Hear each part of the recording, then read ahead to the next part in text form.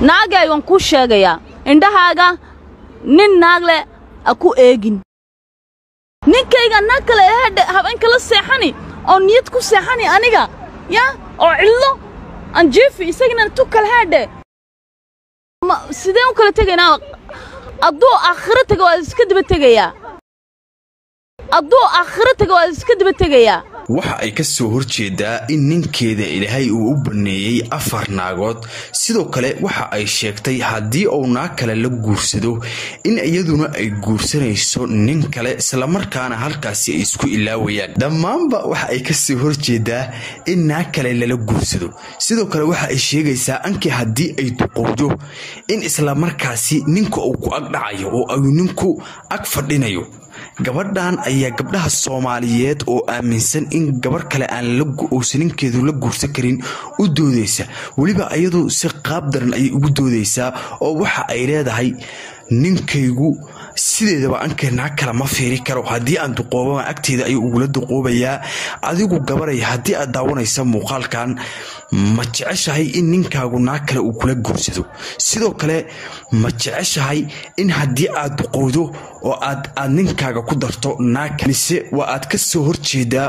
oo waxa diyaar u tahay in uu kaliya nolosha ku ag dhamaysto hadaba hadii ay tahay jawaabtaadu ha ku soo qor commentiga sidoo kale gabadhan ayaa taagan laamiga bartankiisa waxa ayna sheegaysaa in ay tahay qalanjo tii ugu qurxooneed oo caalamka ay sanaa kala ka horeeyay hadaba waxaanu halkan ku gula wadaagi doonaa gabadhan oo isla markaasi fasiraysa in ninkeedu uu sanaa kala la guursa balse fadlan intii aanan u gudagelin subscribe sar channelkan soo bandhiga media adiga oo gambaleelka u furanaya هاتني كي وداونيسو ولا يداونيسو مي عالم كودن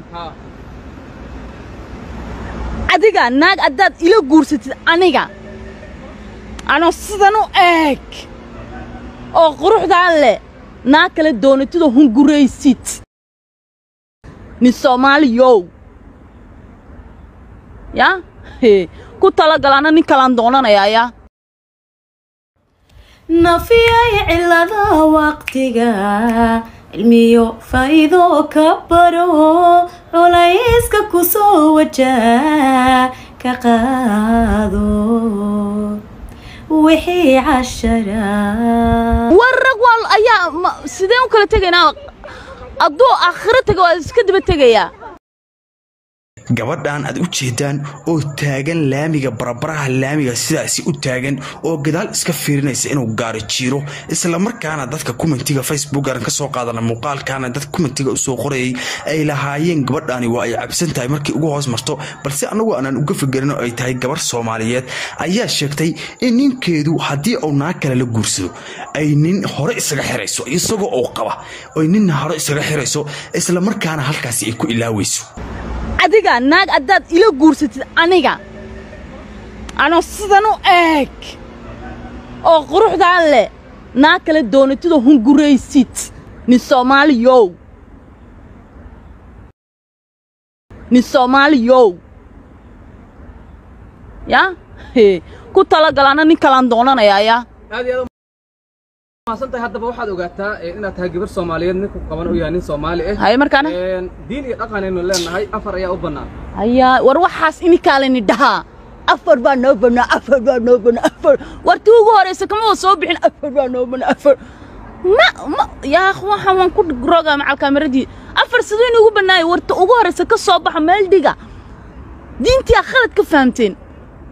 حضور برنامج كوحي تاي سيكولات تاي وعم كويدينا سؤال شيء صح أنا أفهمته نك هذا هدول وروحاس أنيجا وحاس هذا ديجا كركرة بقول بوتجا وحاسي يا